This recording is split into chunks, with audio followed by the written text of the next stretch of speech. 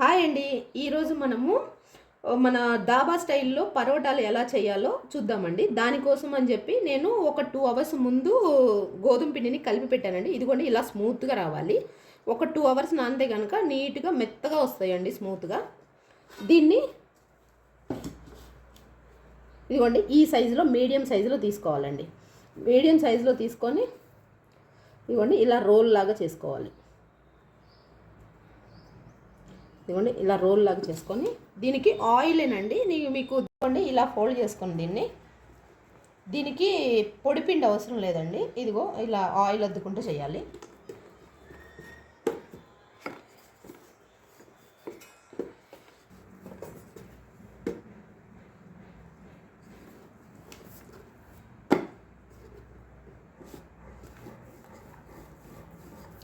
ఇదిగోండి ఇలా చేసుకున్న తర్వాత ఇదిగో ఇలా ఫోల్డ్ చేసుకోవాలి. ఇదిగోండి ఇలా ఫోల్డ్ చేసుకొని ఇలా వితౌట్ పొడిపిండితో రుద్దుకోవాలండి. దీన్ని ఓన్లీ ఆయిలే. అప్పుడు ఇలా మనం కాల్చుకుంటూ ఉంటే కనుక లేయర్లుగా వస్తుంది. పిల్లలు ఎంతో ఇష్టంతో తింటారు. ఇదిగోండి ఇలా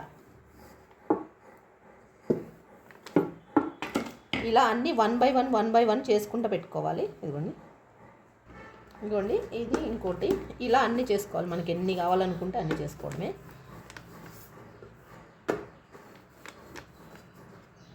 ఇదిగోండి ఇలా ఫోల్డ్ చేసుకోవాలి.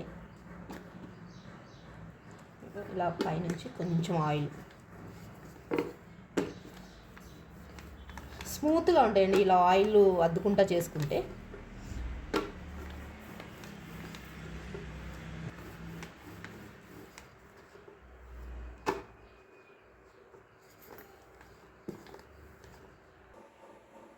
ఇదిగోండి పెంకు వేడైంది. ఇదిగో ఇలా వేసుకోవాలి.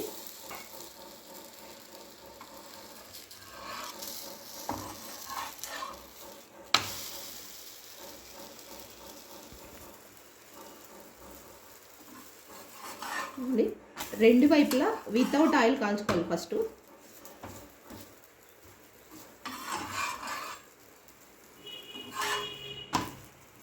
పైనుంచి కొంచెం ఆయిల్ లైట్గా పొంగడం కోసం.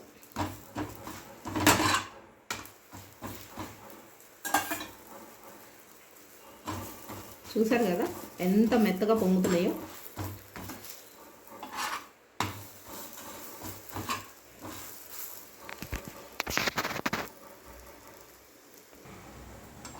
ఇదిగోండి రెండు వైపులా కాలిపోయింది. దీన్ని తీసి పక్కన పెట్టుకోవాలి. నెక్స్ట్ ఇంకొకటి వేసుకోవాలి.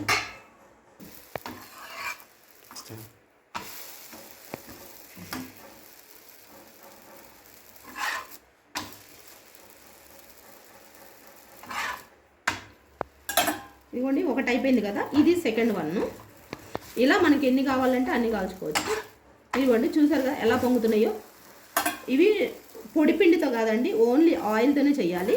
ఆయిల్తో చేస్తేనే మీకు మెత్తగా స్మూత్గా వస్తాయి, బన్నుల్లాగా వస్తాయి. అగో చూసారు కదండి ఎలా పొంగుతున్నాయో.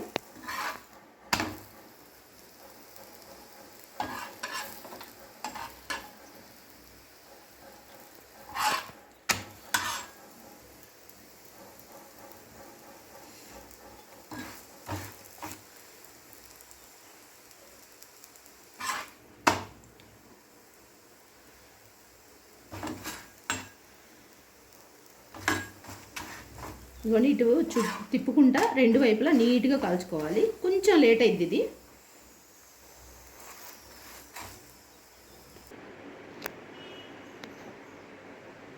చూసారు కదండి పరోటాలు. ఈ పరోటాల్లోకి మనకి నచ్చిన కర్రీ అండి, పప్పు అయినా కర్రీ అయినా టమాటా కర్రీ అయినా చిక్కుడుకాయ కర్రీ అయినా వాటెవర్ ఏదైనా సరే మనకు నచ్చిన కర్రీ అండి. చూసారు కదా ఇదిగోండి చూసారా ఎలా లేయర్లుగా ఉంటాయో చపాతీలు. ఇదిగోండి